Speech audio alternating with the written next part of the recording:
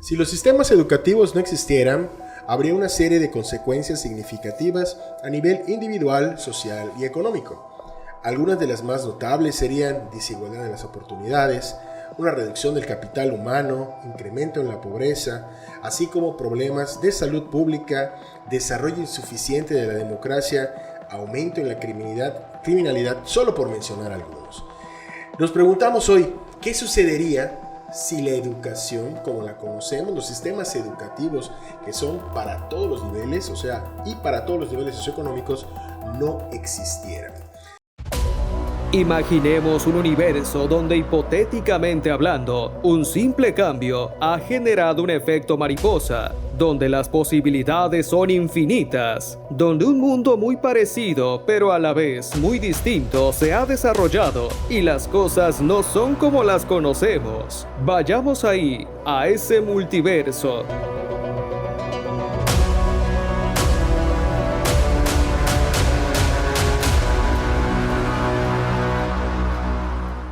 Bueno, bien hipotéticamente hablando, tenemos nuevamente aquí al maestro Russell, que es de invitado, y nuestro amigo aquí, Ángel. Y con esta pregunta, ¿qué o cómo se imaginan ustedes una sociedad donde no existieran los sistemas educativos? Sí, pues primero que nada, buenas tardes y pues bienvenidos a esta emisión. Y yo creo que básicamente sería un caos, ¿no? Estaremos hablando de un caos. Al final de cuentas, la enseñanza se tiene que dar de una u otra manera, pero sin un sistema sería mucho más complicado que desde niño te fueras formando, ¿no? Yo creo que recaería en los papás y en la familia el enseñar a los niños, enseñar a sus jóvenes para poder adaptarse a una sociedad que sería totalmente diferente, porque sabemos que sin educación no hay sociedad. De entrada, yo creo que la esperanza de vida sería pues como en los siglos pasados, porque cuánto ha avanzado la ciencia gracias a la investigación, a la aplicación de un sistema educativo. No tendríamos todo esto, entonces nuevamente nuestra esperanza de vida estaría pues muy corta, porque supongamos que, no sé, ahorita con el COVID que vivimos hace 3 años, cuánto tuvieron que hacer los investigadores para tener lo más pronto la vacuna, que tal vez no fue la idónea para el momento, pero al menos nos salvó a gran parte de la población. Pero si no hubiera un sistema educativo, si no tuviéramos esos doctores e investigadores en ciencias químicas, chíspales, hoy de entrada no estaríamos grabando porque podcast. En la antigüedad, bueno, esto sucedía, lo remontamos por ejemplo al México previo a la conquista, pues donde nada más los ricos tenían acceso a la escritura, a la educación, y los pobres pues quedaban a los oficios que el padre o la madre hacían, pues los iban replicando. Y hay una cuestión aquí que tal vez sería conveniente pensar, más que qué sucedería si no existieran los sistemas educativos. Una pregunta es, ¿qué sucedería si el sistema educativo dejara de ser libre y fuera adoctrinante?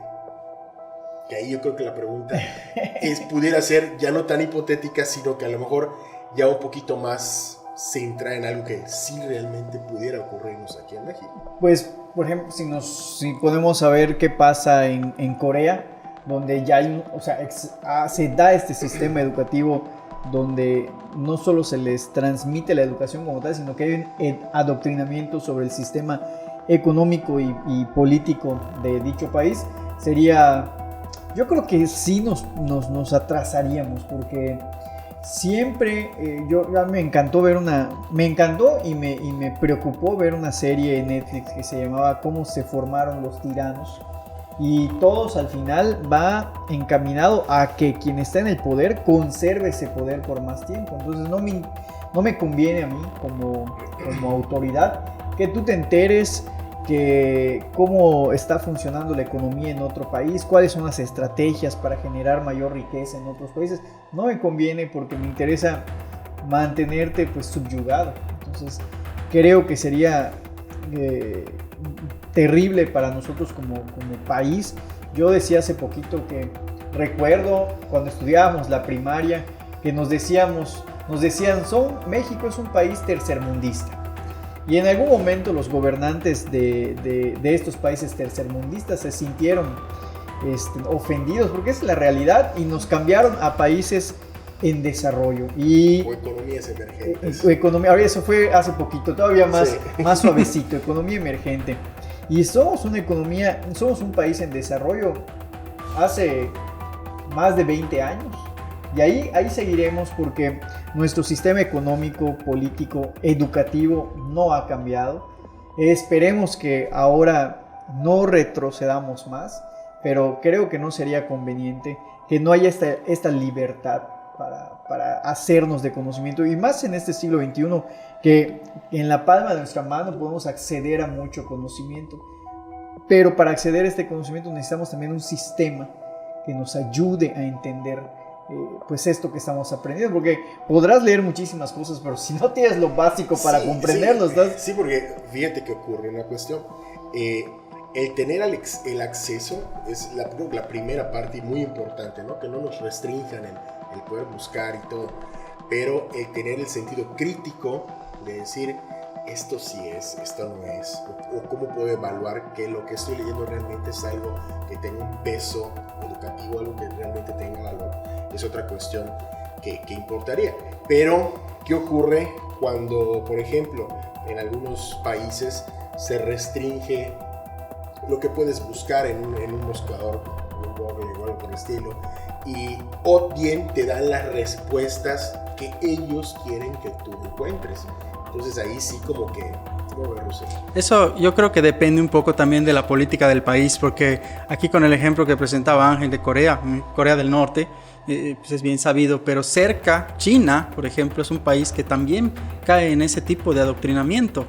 Pero es un país más desarrollado, mucho más desarrollado en todos los aspectos, en lo económico, en lo cultural, en lo deportivo. Son una potencia mundial, entonces va a depender no solo de cómo le enseñas a la gente o qué quieres decirle, sino también es como que el todo, ¿no? Podemos ver el contraste totalmente que hay con dos países tan cercanos, que al final de cuentas manejan esta parte educativa similar, pero al final es todo el contexto que tiene el país lo que marca la diferencia. Uno está quedándose, digamos, como ha estado siempre, y el otro está avanzando y está creciendo y está llegando incluso su influencia a otras partes del mundo.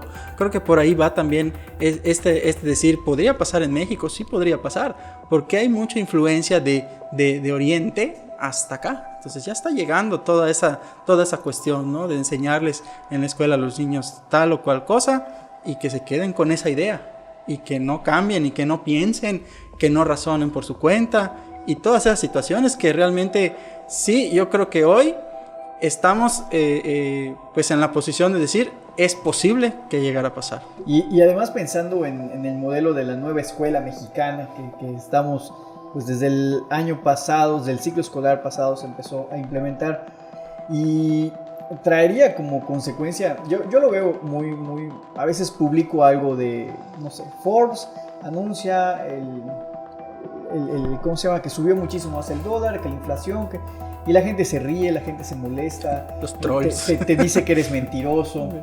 Pero luego lo he platicado con gente así como que ya en cortito, ¿no? Así como que, oye, pero en realidad está pasando esto de la inflación, y no lo logran entender, ¿no? Y yo creo que eso es lo que, cuando un sistema educativo es bastante restrictivo, pues la mentalidad se vuelve pequeñita. Hay un ejercicio que me acuerdo que en la maestría nos ponían, que no sé si ustedes habrán escuchado acerca del ejercicio de la caja de los cerillos. No. Donde, cosa curiosa, ¿no? Le ponían a dos grupos un experimento psicológico que se reproducía cada vez. A un grupo le ponían una caja con cerillos, una vela, una caja con tachuelas, una caja de cerillos y una vela. Y le decían, bueno, prende la vela de tal manera que, bueno, la cera no caiga en el piso o en el... Entonces, habían unos que les daban dinero para ver qué tan rápido lo podían hacer, y a otros que nada más les decían, hazlo y a ver cuánto tardas, nada más quiero ver cuánto tardas. Cuando tenían que pensar la gente, las personas a las que no les daban dinero hacían o resolvían el problema mucho más rápido, y la respuesta era sacar los cerillos y en la cajita con las tachuelas hacer como un pequeño candelabro, prendías y ya no caía. Esa era la solución. A las personas que les daban dinero, las bloqueaban, no podían y tardaban hasta el doble. Pero cosa curiosa, cuando tú ya les dabas la respuesta de cómo tenían que hacerlo y les decías, al que termine primero le doy tanto, las personas a las que les daban ya la respuesta hacían las cosas muchísimo más rápido. ¿Esto qué significa en educación?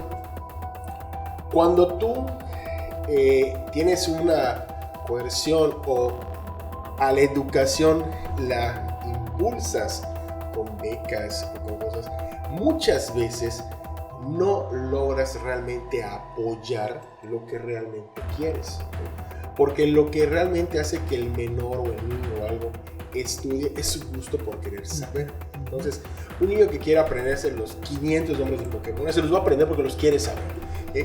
Ahora, un niño que no quiera aprender matemáticas, así les des 2,000, 3,000 pesos al mes, no lo va a hacer. Y al contrario, esto lo limita. Claro. Entonces, ¿qué sucede con esto? Que, bueno, esos dichosos apoyos psicológicamente, está previamente demostrado con varios experimentos que no trabaja así, ¿okay? Entonces, que la creatividad realmente, para que pueda darse, tiene que estar en un entorno completamente libre y que le permita a los docentes trabajar con libertad para que los niños puedan, pues, ser un poquito más intuitivos, dibujar más cosas, hacer más cosas, ser más creativos.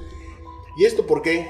Porque vemos, por ejemplo, nuestro país en un lugar donde ya no se premia la excelencia, ya no se premia, no sé, a lo mejor nos acordaremos en la primaria, en la secundaria, cuando éramos jóvenes, que a fulanito está becado, pues es el que tiene su mejor promedio. No, incluso ahora, es que ahorita con ustedes me acordé, ya no se puede poner cuadro de honor, porque desmotivas a los otros, ¿no? O sea, para que no se sientan mal los que no están en el cuadro de honor. Y yo me acuerdo que igual era, hasta te acordarás el banderín del salón de puntualidad, ¿no? Entonces así como que era emocionante cuando decían el quinto A, su banderín, y decías Chispas, es mi salón. Ahora no lo puedes decir, ya no hay cuadros de honor, tienes que poner como que a todos y decir, sí, todos, aunque sacaste 0, tú estás allá. Es como bueno, me van a funar algunos cuates que son runners. Es como cuando te inscribes una carrera, todos le dan su medalla. No, solo el primero, segundo y tercer lugar, los demás su camisa ya estuvo. O sea, ¿por qué? Porque realmente, o sea, por esfuerzo. Por esfuerzo. No, es que realmente se deja de premiar. Y en el sistema educativo, cuando pasa eso, ocurren dos cosas. El que es muy vivo, más inteligente, porque pues tenemos que admitir una cosa, y nosotros somos maestros, lo sabemos, hay niños que sí son más inteligentes que otros, sí, y a los papás no les gusta que sus hijos sean los que no son los que están teniendo, pero es una realidad. Entonces, cuando tú premias a todos por igual, al más inteligente lo desmotivas, pues ¿para qué? Y al más flojo, pues igual, le da igual, ¿no? Entonces, esto, por ejemplo, no hayan esas, no decir que la educación antigua era mejor, ¿no? Pero que deje haber esa motivación, es lo que igual mata la educación. Sí, y igual volviendo a esos, los sistemas educativos públicos y privados, también hay escuelas privadas que dejan mucho que desear, pero pensando un poquito en la educación básica, siento que sí hay un gran diferenciador entre una escuela pública y una escuela privada, definitivamente. Y allá va en lo que estamos platicando, ¿no? En motivar al estudiante, un sistema educativo que en realidad incentive a los niños, ¿no? Yo, sin mencionar escuelas, pero por ejemplo, en una escuela, niños de secundaria, incluso ya tienen clases de finanzas, ya tienen clases para ser emprendedores, ya incluso les enseñan un poquito cómo funciona la bolsa, y dices, porque es una escuela privada y en la escuela pública a veces no, y esto genera esta brecha que a algunos sistemas educativos que nos impiden esta libertad, no les gustan estos sistemas por lo mismo, porque no quiero que el niño más adelante pues sea aspiracionista.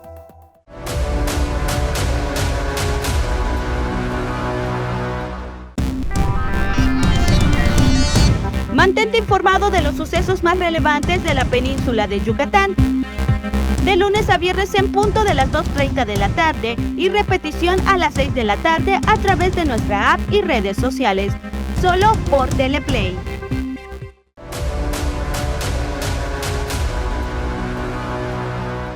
Es muy cierto lo que mencionas, sobre todo en educación básica se nota más esa distinción entre la escuela privada. Sí, yo trabajo en escuelas privadas hace ya un rato y sí es totalmente diferente, o sea, totalmente diferente, aunque lo que les vas a enseñar es básicamente el mismo programa.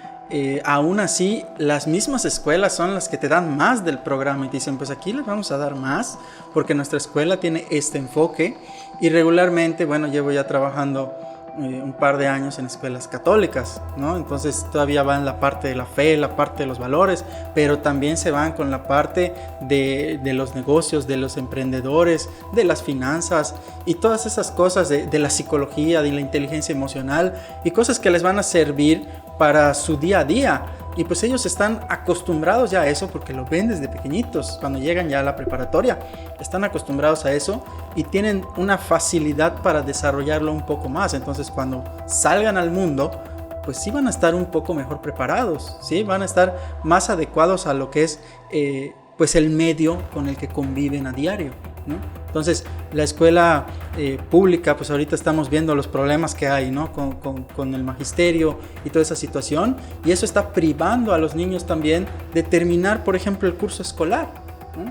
Entonces sí hay una gran diferencia de decir, chispas, hasta dónde van a poder llegar nuestros hijos si van en la escuela pública y el papá encontrarse y decir, vale la pena esforzarse y pagarle una escuela a mi hijo.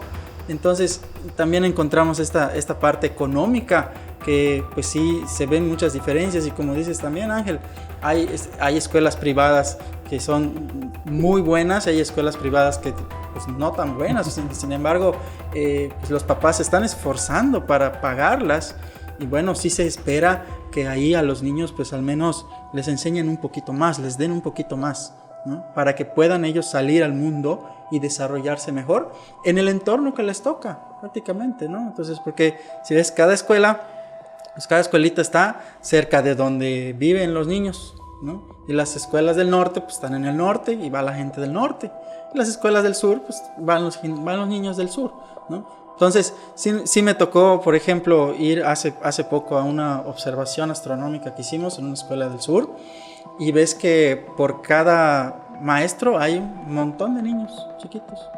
Y en las escuelas privadas lo que tratan es que sean poquitos para darles una mejor atención y todo ese show, ¿no?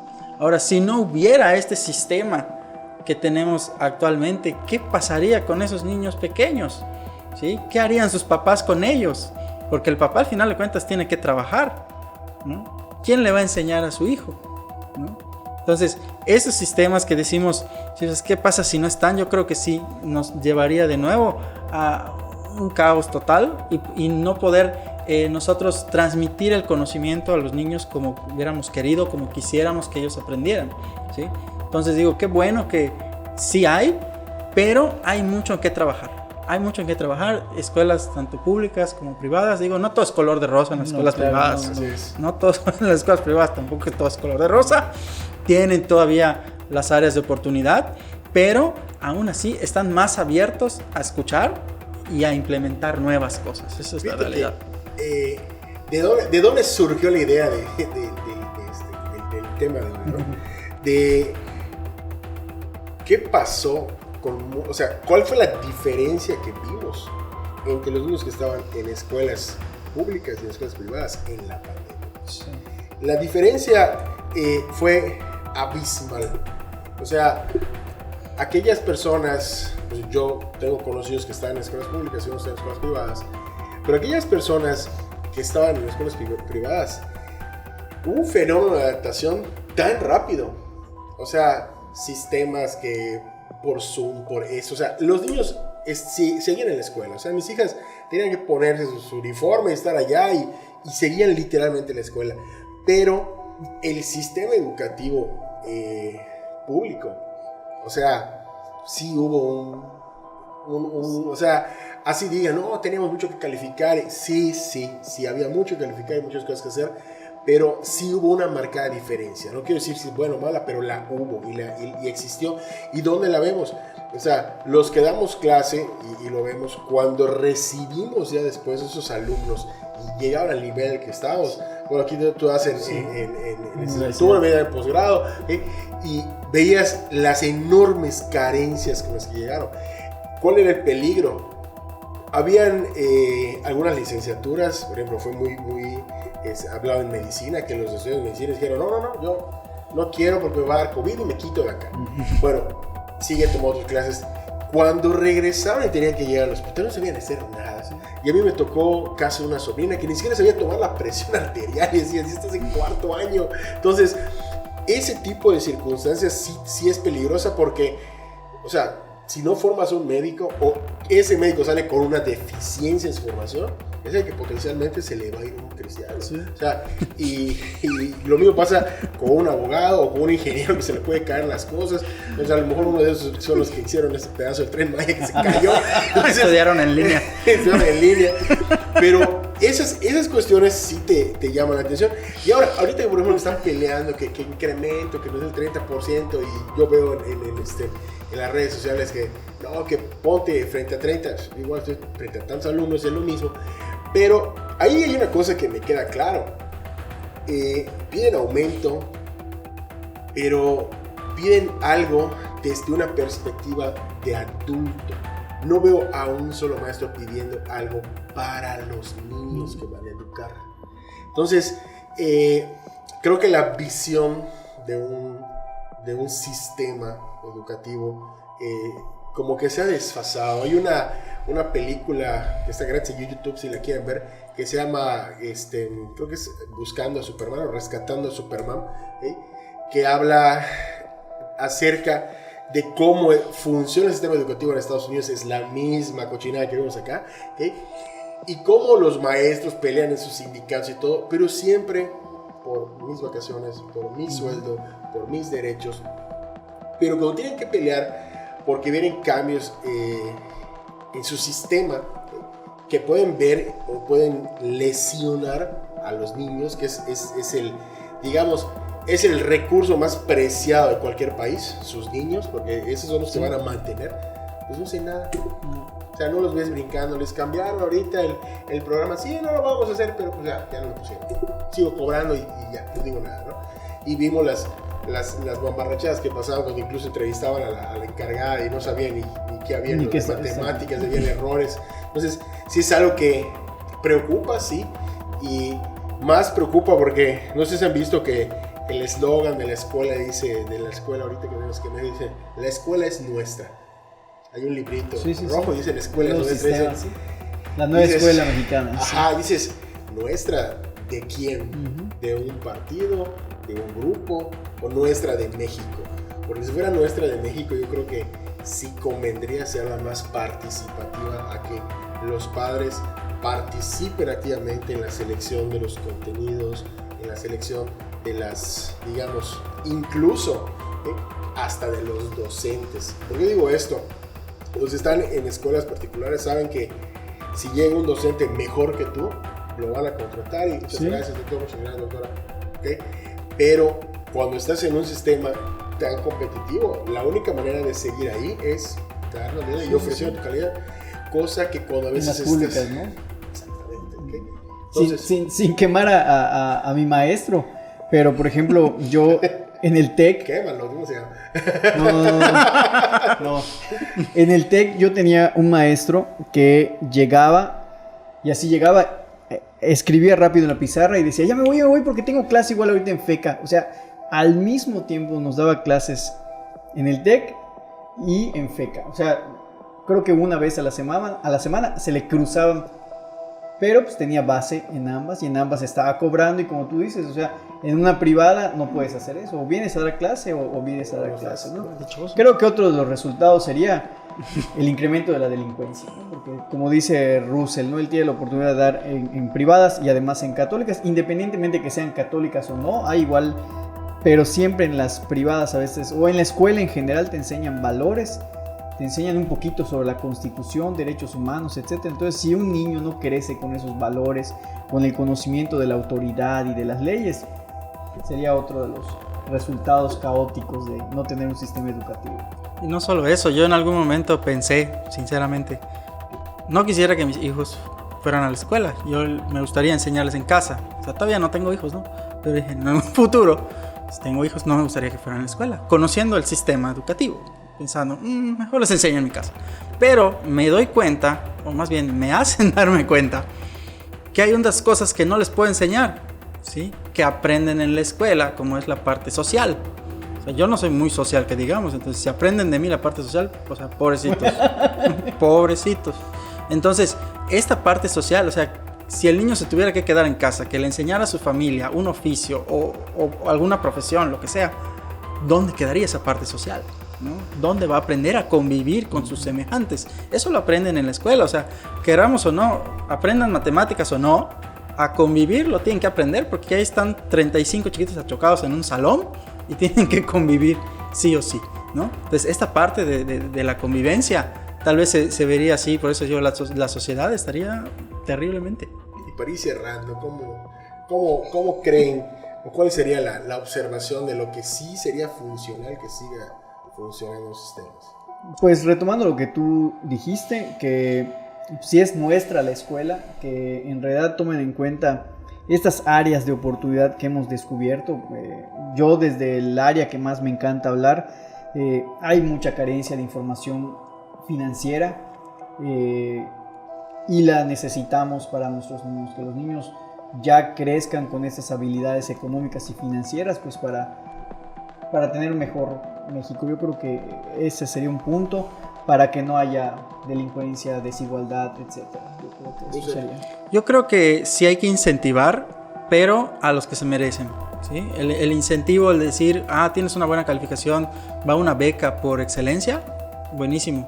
Pero si vas a darle, como dices, a todos por igual, pues ya ninguno se va a esforzar. Todos se van a esforzar por igual, o más bien no se van a esforzar en nada. Entonces, el sistema de recompensa, sí, me parece bueno, pero base a los méritos. Yo nada más creo que lo que sí siento que pudiera faltar un poquito sería la educación en salud, ¿no? Que esa en otros países está muy marcada, países sobre todo en Europa, Francia y todo, donde ven el aspecto nutricional y todo, pero no solo lo ven, sino lo aplican, y eso es algo que aquí en México estamos así bien tronados, ¿no? Pero sí deja este tema como para los que somos maestros, podemos quedar aquí hablando 2 horas, pero ya nos están haciendo ahí que ya cortamos. Entonces, pues amigos, gracias por habernos acompañado en este capítulo de Hipotéticamente Hablando, donde lo hubiera, sí existe. Imaginemos un universo donde, hipotéticamente hablando, un simple cambio ha generado un efecto mariposa, donde las posibilidades son infinitas, donde un mundo muy parecido pero a la vez muy distinto se ha desarrollado y las cosas no son como las conocemos. Vayamos ahí, a ese multiverso.